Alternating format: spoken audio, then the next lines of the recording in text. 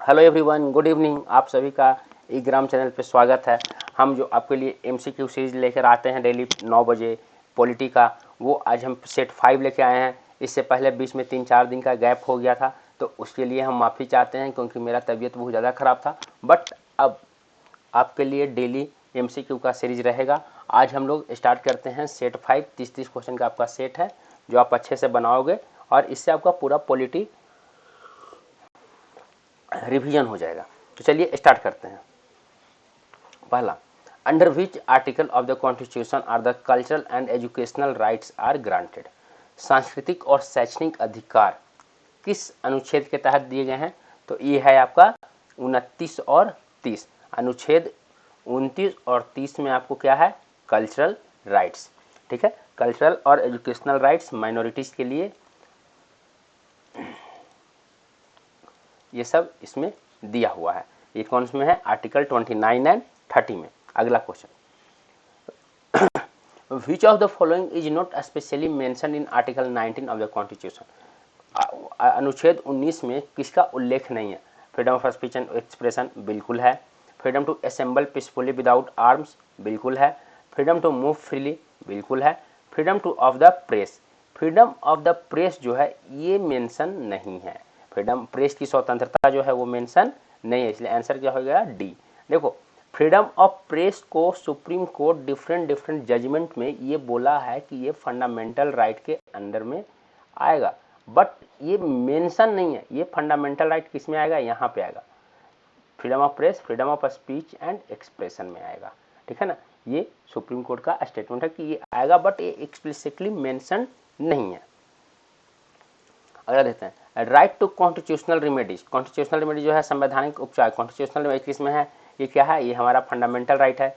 कौन सा अनुच्छेद है? Article 32। If an Indian citizen is denied a public office because of his religion, which of the following fundamental right is denied to him.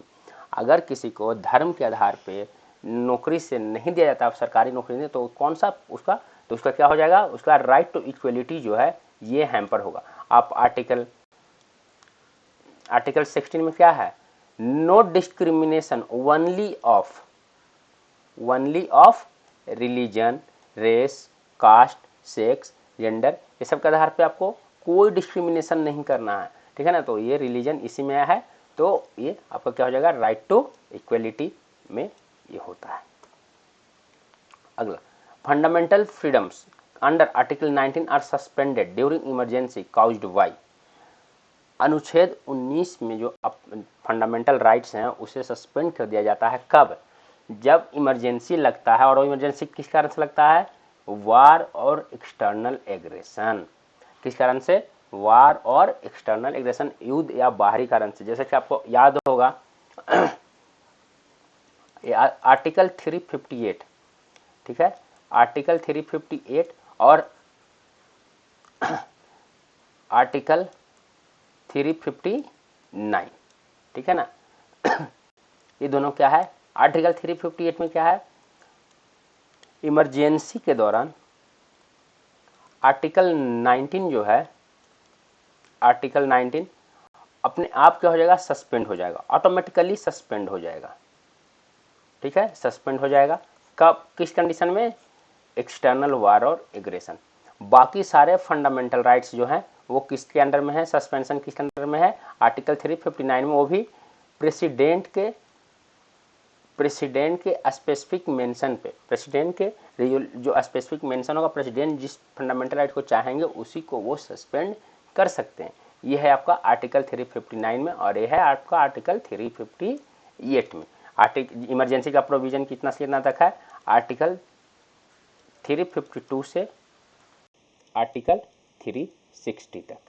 ठीक है, 360 तक। तो इसी में आर्टिकल 358 और 359 में ये है। तो इसका आंसर क्या हो जाएगा? वार और एक्सटर्नल एग्रेशन। अगला क्वेश्चन देखते हैं, the theory of fundamental right implies. Fundamental right का थ्योरी जो है वो क्या इम्प्लाई करता है, क्या बताता है? फंडामेंटल राइट क्या है? Negative in nature. Fundamental right क्या बोला जाता है? Negative in nature. और डीपीएसपी को क्या बोला जाता है? Positive in nature. Negative in nature का मतलब क्या है? ये गवर्नमेंट को रोकता है, गवर्नमेंट पे लिमिट लगाता है। बोलता है तुम ऐसे मत सीखो कि अगर गवर्नमेंट कुछ ऐसा ना करने लगे जिससे कि हमारा फंडामेंटल राइट, मौलिक अधिकार हैम्पर हो, तो इसीलिए इसमें क्या आंसर क्या हो जाएगा, लिमिटेड गवर्नमेंट। गवर्नमेंट पे क्या कर रहा है, ये लिमिट लगा रहा है, यानी कि सरकार को सीमित कर रहा है, सीमित सरकार। ठीक है, अगला, prohibition of discrimination on grounds of religion is a fundamental right classified under right to equality. Right to equality कितना तक है, आर्टिकल 14 से 18 तक, समानता का अधिकार। Any dispute regarding the violation of fundamental right can be presented. Fundamental right से regard कोई भी वायलेशन है तो उसके लिए हम कहां जा सकते हैं, तो उसके लिए हम सुप्रीम कोर्ट और हाई कोर्ट दोनों जगह जा सकते हैं। लेकिन यहां पे एक डिफरेंस है, सुप्रीम कोर्ट हम जाते हैं आर्टिकल 32, जो कि ये अपने आप में क्या है, फंडामेंटल राइट है। लेकिन हाई कोर्ट हम जाते हैं आर्टिकल 222, जो कि ये क्या है, ये आपका फंडामेंटल राइट नहीं है, ये आपका कॉन्स्टिट्यूशनल राइट है। और इसके तहत हम सिर्फ फंडामेंटल राइट के लिए नहीं, दूसरे राइट के लिए भी जा सकते हैं। लेकिन यहां पे हम सिर्फ ओनली फंडामेंटल राइट के लिए जा सकते हैं, ओनली फंडामेंटल राइट। यहां पे क्या है, यहां पे ये केस लेने से, फंडामेंटल राइट को लेने से डिनाई भी कर सकता, ठीक है ना, डिनाई कर सकता। लेकिन यहां पे ये डिनाई नहीं कर सकता, ये मना नहीं कर सकता है। ठीक है, तो ये कुछ कुछ डिफरेंस है, हम जा दोनों जा सकते हैं, लेकिन यहाँ पे फंडामेंटल राइट्स वाले हमको मना नहीं किया जा सकता है, ये केस को डिनाई नहीं कर सकता है, यहाँ पे ये केस को डिनाई भी कर सकता है। ठीक है, तो इसका आंसर क्या हो जाएगा, या तो सर्वोच्च न्यायालय या उच्च न्यायालय। अगला देखते हैं, which one of the following is included principle of state policy. State policy में कौन सा इंक्लूड है, prohibition of traffic of a human beings and forced labour, prohibition of consumption except for medical purpose of intoxicating drinks and other drugs which are injurious to health, मानव तस्करी या बाल श्रम पर रोक, नशीले पेय और स्वास्थ्य के लिए हानिकारक अन्य दवाओं का औषधीय प्रयोजनों को छोड़कर उपभोग पर प्रतिबंध। तो देखो ये आपका फंडामेंटल राइट्स में, राइट, ये आपका किस में, फंडामेंटल राइट आर्टिकल 23। ये है आपका डीपीएसपी, यानी कि इसका आंसर क्या हो जाएगा, ओनली 2, केवल 2।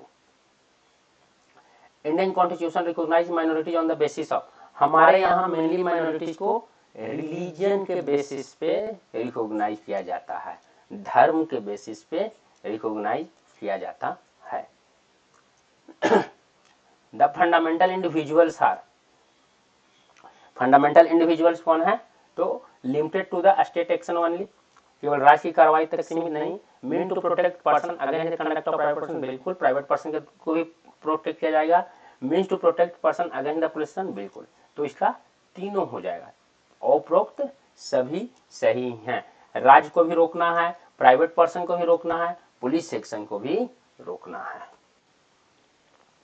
Article 40 guarantee equality before law and equal protection of law to, किसको, तो ये भारत के जो अंदर में जो रहते हैं, यानी कि all person living with in the territory of India, Bharat के क्षेत्र के भीतर रहने वाले सभी व्यक्ति को। अब देखो इक्वलिटी बिफोर लॉ क्या है, इक्वलिटी बिफोर लॉ क्या है, ये आपका है कि कानून के सामने सब एक समान है, सब इक्वल हैं, कानून के सामने सब एक समान है, चाहे वो अमीर हो गरीब हो, सब एक समान है। जैसे इसका आपका इसका एग्जांपल आपको देते हैं, इसका एग्जांपल क्या है, एक सिंपल सा एक समझने के लिए, indirect tax. Indirect tax, indirect tax जो होता है, जो सामान्य सब पे जो टैक्स हम लेते हैं, सब करो ये, तो उसमें क्या होता है, आप सामान खरीदोगे आपको टैक्स लगेगा, आप चाहे गरीब हो अमीर हो कोई हो, सबका एक समान टैक्स देना। इक्वल प्रोटेक्शन ऑफ लॉ क्या है, इक्वल प्रोटेक्शन ऑफ लॉ का मतलब क्या होता है, equally gets equal treatment and unequally gets unequal treatment. इसका मतलब क्या हुआ, एक समान के लोगों का एक समान का ट्रीटमेंट दिया जाएगा, असमान लोगों को एक समान, मतलब कि अमीर और गरीब को आप एक साथ नहीं कर सकते हो। यानी कि जैसे कि यहाँ पे आपको एग्जांपल देते हैं सिंपल सा, इनकम टैक्स। Income tax. जो 5 लाख कमा रहा है उसका इनकम टैक्स कुछ और है, जो 10 लाख कमा रहा है उसका इनकम टैक्स कुछ और है, जो 50 लाख कमा रहा है उसका इनकम टैक्स कुछ और है। तो इस तरह से, और यही इक्वल प्रोटेक्शन ऑफ लॉ जो है, यही क्या है, हमारा रिजर्वेशन का बेसिस है, बेस है। हमारा रिजर्वेशन का बेस जो है वो क्या है, इक्वल प्रोटेक्शन ऑफ लॉ, ठीक है ना। यही कानून के समान संरक्षण जो है वो हमारा रिजर्वेशन का बेस है। अगला, which schedule of the constitution contains a special provision for the administration and control of scheduled areas in several state। तो देखो शेड्यूल एरिया के लिए दो डिफरेंट दो है, एक है कौन सा आपका शेड्यूल 5, ठीक है, और दूसरा कौन सा है शेड्यूल 6। लेकिन शेड्यूल 6 में क्या है, शेड्यूल 6 में मात्र 4 स्टेट है, कौन कौन सा, असम, त्रिपुरा,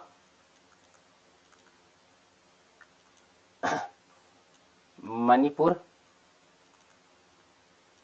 और मिजोरम। और शेड्यूल 5 में बाकी सारे और सारे स्टेट्स का है। तो इसका आंसर क्या हो जाएगा, 5th schedule, 5th schedule. Untouchability is abolished and punishable according to article 17, article 17। Which one is not correctly matched? Freedom of speech and expression include freedom of press, बिल्कुल इसी में आता है। Freedom of conscience include right to wear and carry 5/6, बिल्कुल। Right to personal liberty include right to carry on any trade or business, बिल्कुल नहीं। आपको personal liberty का मतलब ये नहीं कि आप कोई भी बिजनेस या ट्रेड करो, आप वैसा बिजनेस या ट्रेड नहीं कर सकते हो। इसमें किस पे, on the basis of health, basis of health, public administration, देश की यूनिटी, ये सब भंग हो वैसा ट्रेड आप नहीं कर सकते हो। Right to include principle of natural justice, बिल्कुल। तो यानी कि इसका करेक्ट आंसर क्या है, सी। सी जो है वो करेक्टली मैच नहीं है।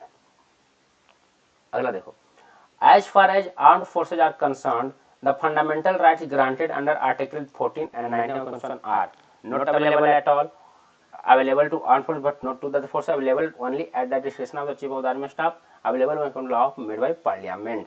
तो आर्म्ड फोर्सेस को फंडामेंटल राइट्स का फायदा कभी जो वो उतना ही मिलेगा जितना पार्लियामेंट कानून के द्वारा देगा। पार्लियामेंट जितना कानून के द्वारा बनाकर देगा उतना ही फायदा उनको मिलेगा, उससे ज्यादा नहीं। अगला, right to education is a fundamental right emanating from right to, शिक्षा का अधिकार। शिक्षा क्या है, right to life with dignity. अगर हम शिक्षा नहीं, हम अनपढ़ हैं और तो कोई हमको बेवकूफ बना सकता है, हमारे डिग्निटी को डाउन कर सकता है।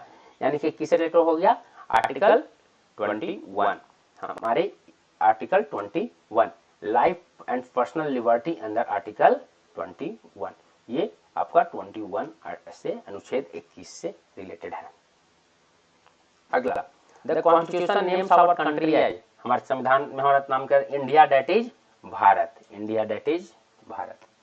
The constitution provide the Hindi shall be, Hindi क्या होना चाहिए, language of communication between state government, official language of union India, national language of India, language of the communication between union government and state government.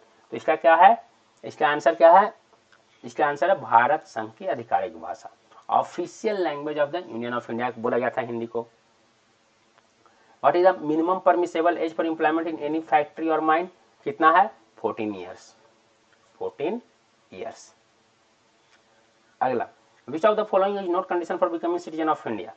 Citizen of India बनने के लिए कौन सा condition नहीं है, तो जन्म है, डिसेंट भी है, नेचुरलाइजेशन भी, एक्वायरिंग प्रॉपर्टी नहीं है। आप प्रॉपर्टी यहाँ पे खरीद के यहाँ का सिटीजन नहीं बन सकते हो, आप यहाँ प्रॉपर्टी खरीद के यहाँ का सिटीजन नहीं बन सकते, तो यानी कि B. Who is competent to prescribe condition as for acquiring Indian citizenship, नागरिकता के लिए शर्तें निर्धारित कौन करता है, तो ये संसद, संसद को ये अधिकार दिया गया है। आर्टिकल 11, आर्टिकल 11 क्या बोलता है कि नागरिकता से रिलेटेड कोई भी कानून है, कुछ भी बदलाव संसद कर सकता है, संसद पार्लियामेंट कर सकता है। इसीलिए तो सबसे पहले आया था सिटीजनशिप एक्ट 1955, नागरिकता कानून 1955, जो कि टाइम टू टाइम अमेंड होते गया। तो ये कौन करता है? पार्लियामेंट, संसद के द्वारा ये किया जाता है। अगला, which of the following statements regarding the acquisition of Indian citizenship is correct? तो इंडियन कौन सा करेक्ट संबंध में कौन सा है? If citizenship is to be acquired by registration 6 months residence in India is essential. If citizenship is to be acquired by naturalization, the person concerned must have resided in India for 5 years. If born in India, only that person at least one of whose parents is Indian. Rules regarding the citizenship of India shall not applicable to Jammu and Kashmir. ये भी खत्म हो गया है अब, ये गलत। यहाँ पे कितना है? 10 years, तो ये भी गलत। It will be acquired 6 months reside नहीं, ये आपका कितना है? 5 years। ठीक है, तो इसका करेक्ट आंसर क्या है? C. C is the correct answer. C is the correct answer. According to citizenship act 1955, Indian citizenship can not be acquired by. नागरिक अधिनियम कानून 1955 के अनुसार भारतीय नागरिकता प्राप्त नहीं की जा सकती है। Children of the diplomatic personnel और aliens born in India on और आफ्टर 26 जनवरी 1950, बिल्कुल हमारे यहाँ डिप्लोमेटिक जो बच्चे होते हैं, डिप्लोमेट्स के बच्चे, वो इंडिया में पैदा होते हैं तो उनको भारत का नागरिकता नहीं मिलेगा, या विदेशी कंट्रीज के जो बच्चे हैं वो यहाँ पैदा होंगे तो उनको भी यहाँ की नागरिकता नहीं मिलेगा। बाकी तीनों प्रोसेस है नागरिकता का। सिटीजनशिप कौन से कॉन्स्टिट्यूशन में किस में है? पार्ट 2 अनुच्छेद 5 से 11, भाग 2 अनुच्छेद 5 से 11। Which of the following article describe the person voluntarily acquiring citizenship of a foreign state and not to be citizen of citizen? तो देखो आर्टिकल 5, 6, 7, 8 ये है सिटीजनशिप लेने के बारे में, ठीक है ना। और 9 और 10 क्या है आपका? सिटीजनशिप छोड़ने के। तो इसमें क्या हो जाएगा आपका? इसका आंसर आर्टिकल 9, आर्टिकल अनुच्छेद 9। Article 6 enshrine the provision conferring rights of citizen of a certain person who have migrated to India from Pakistan. Which of the following provision is incorrect? He or either of his parents or any of his grandparents was born in India as defined by Government of India Act 1935. Such person has so migrated before July 1948. Such person have so migrated on or after July 1945, but he has been registered as citizen. Such person has got married in India. Government of India act 1935 को Indian citizenship से कोई लेना देना नहीं है। तो यहां तक ये सही था, यहां तक ये सही है, लेकिन वो गवर्नमेंट ऑफ इंडिया एक्ट 1935 में नहीं, ये हमारे संविधान में डिफाइंड है, ठीक है ना, गवर्नमेंट ऑफ इंडिया एक्ट में नहीं। तो इसलिए ये वाला स्टेटमेंट क्या हो गया? गलत हो गया। तो यही इसका करेक्ट आंसर, क्योंकि इनकरेक्ट पूछ रहा है। Details on how citizenship will be acquired or terminated in part 2 of the Constitution Citizenship Act. Details पूछ रहा है, पूरा डिटेल कहाँ पे है? तो डिटेल के लिए क्या बोला था? आर्टिकल 11 में क्या है कि ये सारा कोई कौन संसद कर सकता, पार्लियामेंट। तो पार्लियामेंट कानून लाया सिटीजनशिप एक्ट, तो इसमें सारा डिटेल्स में है, पूरा विस्तार से नागरिक अधिनियम कानून 1955 में है। तो B is the correct answer. Indian citizenship of a person can be terminated if a person voluntarily acquires citizenship of some other country, बिल्कुल ये सही है। Person who has become a citizen through registration is sentenced to imprisonment for not less than 10 years within 5 years after registration. The government of India is satisfied the citizenship was obtained by fraud. The person who is citizen by birth indulges in trade with an enemy country during war. तो इसका answer क्या हो जाएगा? 1, 3 और 4। 1, 3, 4 सी is the correct. यहाँ पे within 5 years नहीं, within 2 years of his registration. अगर वो अपने रजिस्ट्रेशन के 2 साल के अंदर में कोई ऐसे में होता तो उसका सिटीजनशिप टर्मिनेट हो सकता है, उसको नहीं मिल सकता है। इसका क्या हो जाएगा? 1, 3 और 4। इसमें 10 साल, 5 साल के भीतर नहीं, 2 साल के भीतर। अगला, a person can become a citizen of India even if born outside India if his her father is citizen of India, mother is father is citizen of India at the time of person's birth, father और mother is citizen at the time of person's birth. D is the correct answer. D, उसके माता या पिता कोई भी उसके जन्म के समय भारत के नागरिक हैं तो उसे भारत की नागरिकता मिल जाएगा। तो ये था आज का 30वां क्वेश्चन। इस तरह से 30 क्वेश्चन का आज का एक पूरा एमसीक्यू पूरा हुआ है सेट 5 का। इसी तरह आपको डेली 9 बजे पॉलिटी का MCQ कंप्लीट रिवीजन से मिलते रहेगा, डेली आता रहेगा। बीच में जो गैप था अब वो गैप नहीं रहेगा। आज हम यहीं पे एंड करते हैं। अगर आपको हमारा ये इनिशिएटिव अच्छा लग रहा है तो हमारे चैनल को लाइक कर सकते हैं, सब्सक्राइब कीजिए और अपने दोस्तों के साथ भी शेयर कीजिए, कमेंट्स कीजिए। अगर कोई डाउट होता है तो आप हमारे ऑनलाइन और ऑफलाइन बैचेज के साथ भी जुड़ सकते हैं, जो कि स्पेशली झारखंड स्पेशल भी चल रहा है और UPSC फोकस भी चल रहा है, JPSC फोकस भी चल रहा है। तो ठीक है, मिलते हैं अगले क्लास में। Okay, thanks.